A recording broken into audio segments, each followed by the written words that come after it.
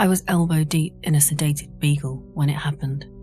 The cyst was deeper than expected. I had already cut through fat and fascia when I heard something hit the roof of the clinic. A thick, wet thump. It sounded substantial. I paused for a second, scalpel in hand, and listened for another sound. But all I heard was the muffled noise of the street market outside. I kept working. The mass was intact. I worked it loose with 2 fingers, careful not to rupture the sac. Another sound came from above, louder this time, heavier. Something soft landing on sheet metal, then sliding off. I finished the removal, checked for bleeds, then closed the incision with a clean line of stitches. The skin held. I peeled off my gloves, stretching my neck from side to side. Another thud. I stepped outside and was met by a crimson sky. A wide ceiling of red cloud stretched across town, roiling, slow and unnatural.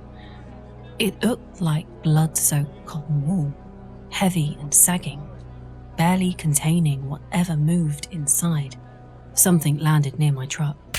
I walked closer to find a chunk of raw meat, red and glistening, dense with exposed muscle and a curl of yellow fat at the edge.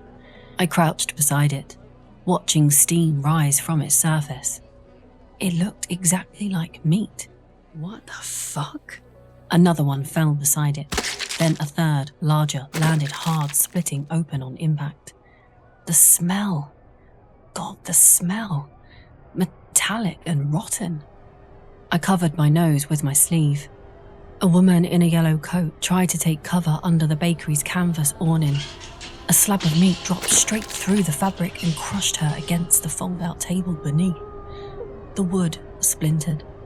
Her leg kicked once, twice, then went still. Blood poured down the table legs, pooling around scattered loaves of bread. Then the sky opened, and the meat fell like rain. Strips, chunks, slabs as wide as butcher's cuts. Some flopped wetly, others struck and stuck. One hit my truck's bonnet with a wet slap and slid to the ground. Another took out 2 letters of the clinic's sign. They rattled on the pavement and settled into the spreading film of blood. A man dragged a little girl by the wrist, zigzagging between overturned carts and abandoned stools. Something hit his shoulder and tore it open. He screamed, but kept running, his arm hanging at an odd angle, the girl's face completely blank. They made it past the flower stand before another chunk took them both down, and I watched her hand twitch among the scattered roses. I thought I was done watching children die. A chunk the size of a fist hit the ground 2 feet from where I stood. The impact sprayed blood across my face and neck, warm and thick. I stumbled back, wiping my eyes, tasting copper. That snapped me back to reality, and I stepped back through the clinic door and turned the lock. The meat kept falling. Each impact came sudden and wet, like flesh hurled from a great height. I pulled the blind back with 2 fingers and found the glass streaked with blood and tissue. A long strip of fat clung to the pane, then slowly slid out of view. People screamed, some ran, others stood still, phones raised, arms half lifted.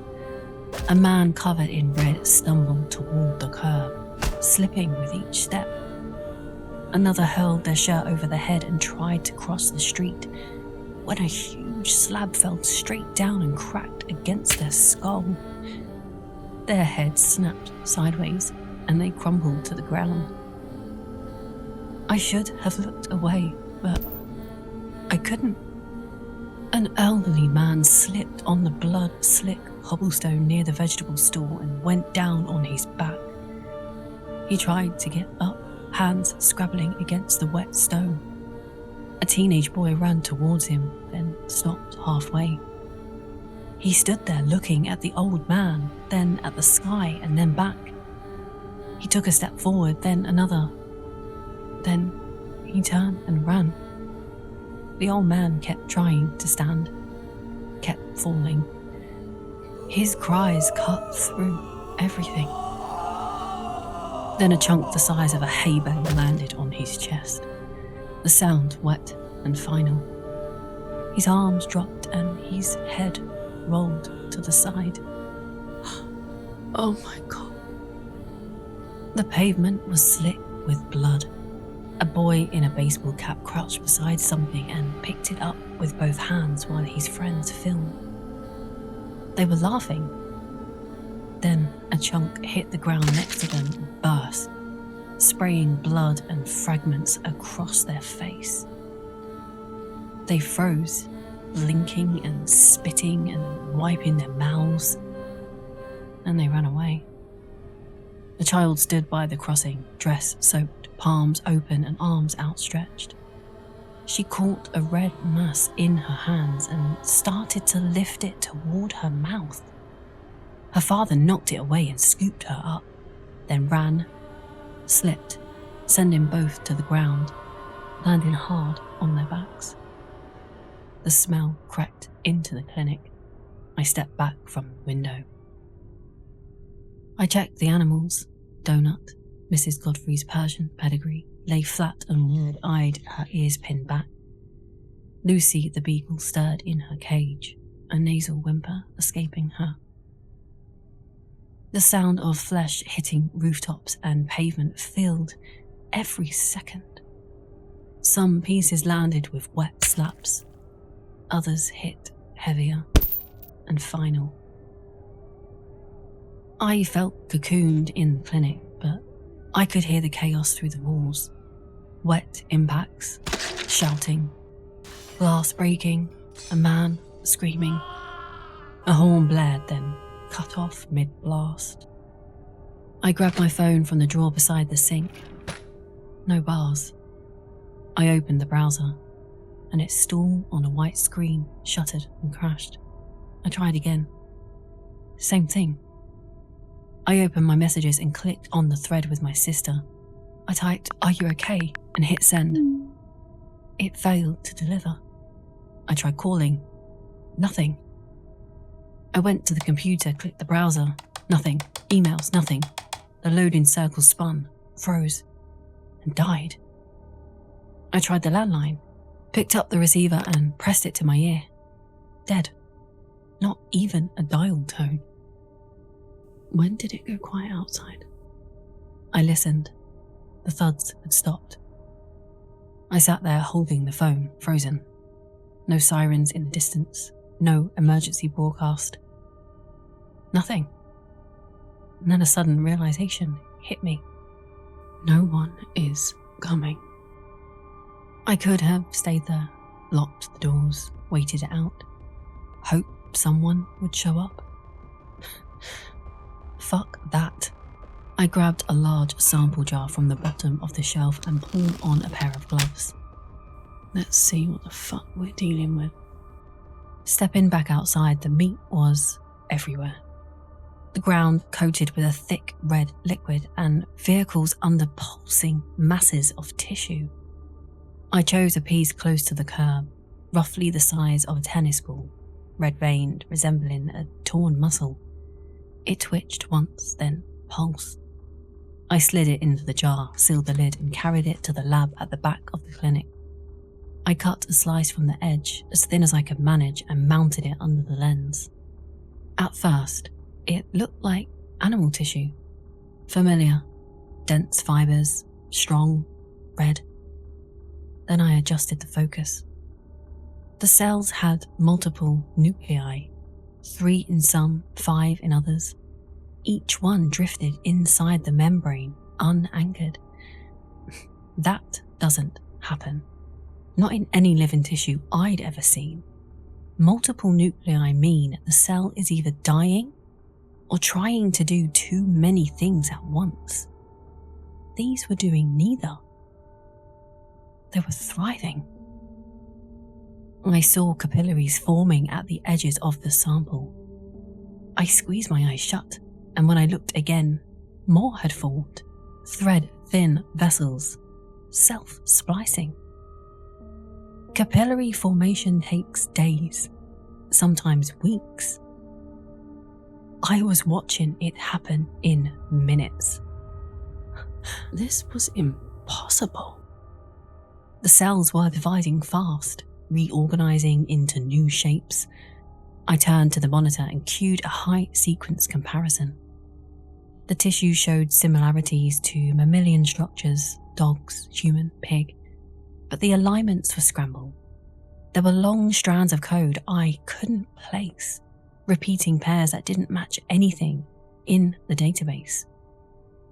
40% of the DNA was... it shouldn't exist. I pulled up my archive plug panel and found that one segment aligned. 25 markers in a row, identical to mine. But then it twisted into something. The match percentage jumped to 62%, then stopped. 62%? That's closer to human than cats or dogs. But it's not human, and somehow it has my DNA mixed into it. I ran it again. Same result. I thought contamination, but I was careful. So how does tissue falling from the sky share my genetic code? The capillaries had multiplied again. The outer layer had developed what looked like hair follicles. One edge was thickening, folding inward. Hair follicles take weeks to form in an embryo, but this had been on the slide for less than an hour, and tissue folds when it's building structures, like organs. The cells were still dividing under the scope, multiple nuclei in each one. I'd seen that in cancer, but not like this, not organized. These cells were functional. They were stable. What is it trying to build? I wrote everything down. Behind me, Lucy growled. She was still lying on her side, one eye cracked open, teeth bared. The growl rose in pitch, then faded as she sank back into silence. I stared at my notes. I did not have the resources to make sense of this. I knew the research facility was a 45-minute walk away, and they'd have the equipment I didn't, a full genomic sequencer. I checked on the animals one last time. Lucy was stable, still sedated. Donut had retreated to the back of her cage. I filled their water bottles and left the cages unlocked. If something happened, if I didn't come back, at least they could get out. I grabbed a mask and goggles from the supply cabinet, pulled the mask up over my nose, tucked it under my goggles, and stepped outside. The sky had darkened.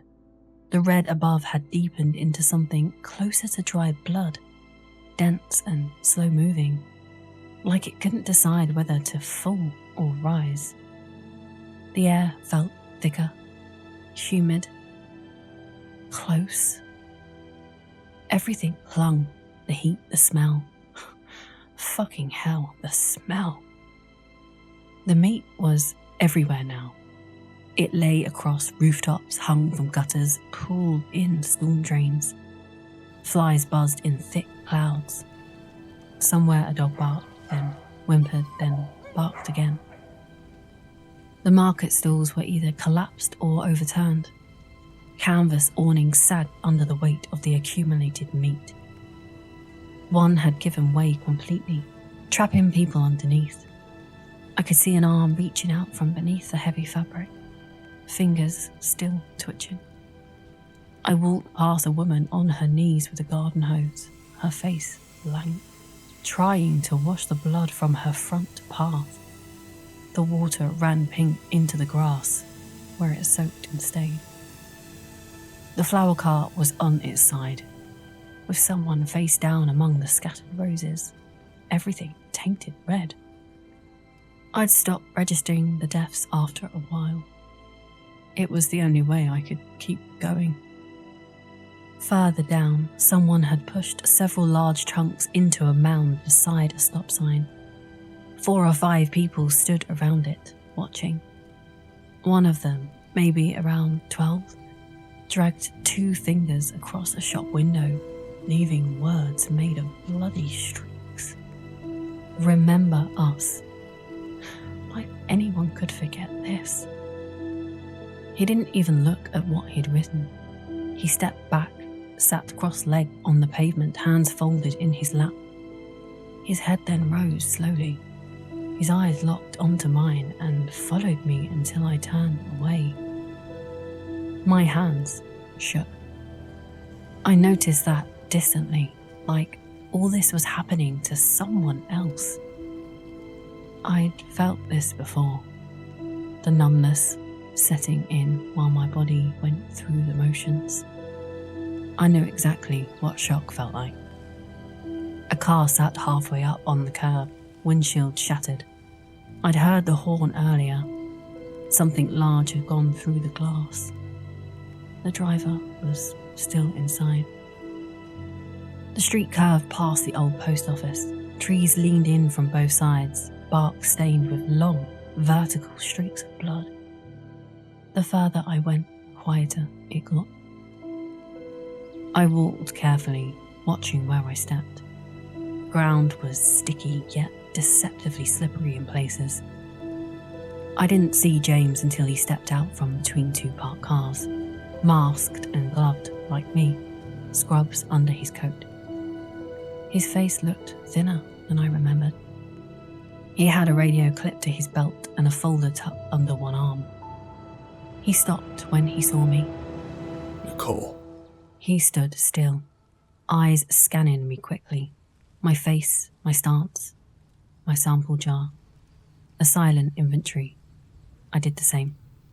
I didn't know if you'd be at the clinic. I was. I held up the jar. I took a sample. He nodded. He expected that. We walked towards each other until we were a single step apart. His voice dropped. I came to check you were okay. The silence sat between us. My neck's not snapped. The image of the person crumpling, head twisted, flashed in my mind. I pushed it down. What? He asked, confused. Nothing. I shook my head quickly. I'm good. He looked tired. Red smears across his coat. Did you, run it? He asked, looking at the jar. I told him everything.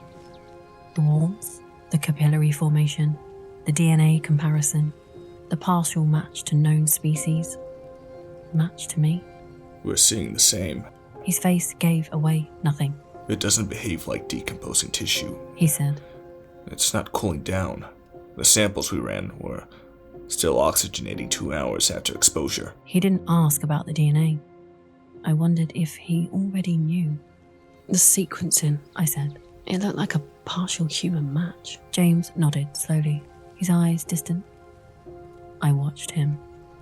What's the lab saying? I asked. He glanced down, then back up. Similar findings, he said, nodding. But we lost 2 people. Can't reach 5 others. Power's holding. He paused. We need you. And there it was. I know you don't do this anymore. I don't. I wouldn't ask if... I know. Behind him, 2 people walked past, pushing a wheelbarrow full of meat. The radio on James's belt crackled. A voice came through, faint but measured. James, what's the ETA? He turned the volume down. They're building a central sequence. He said. Trying to find the root structure. A brief silence. Then something from far down the road moaned, long, low, and wet, like a throat full of mucus and air. James looked towards it, then back at me. We need you, Nick. I looked past him, down the street. Bodies lay on the road. Some were partially covered in chunks of meat. I could see a hand here, a leg there, sticking out from beneath the masses. Near the overturned vegetable stall, someone was pinned under a slab, still moving weakly, their fingers scraped against the cobblestones. Near an overturned car, blood ran in the gutters like rainwater after a storm. The wet impacts started again, slower but heavy, each one landing with a thick, definite sound. I turned back to James and nodded. They have generators here, a satellite uplink, a connection to the outside world. I'm writing this now before they find out, while I still can, while there's still time to warn people about what's coming.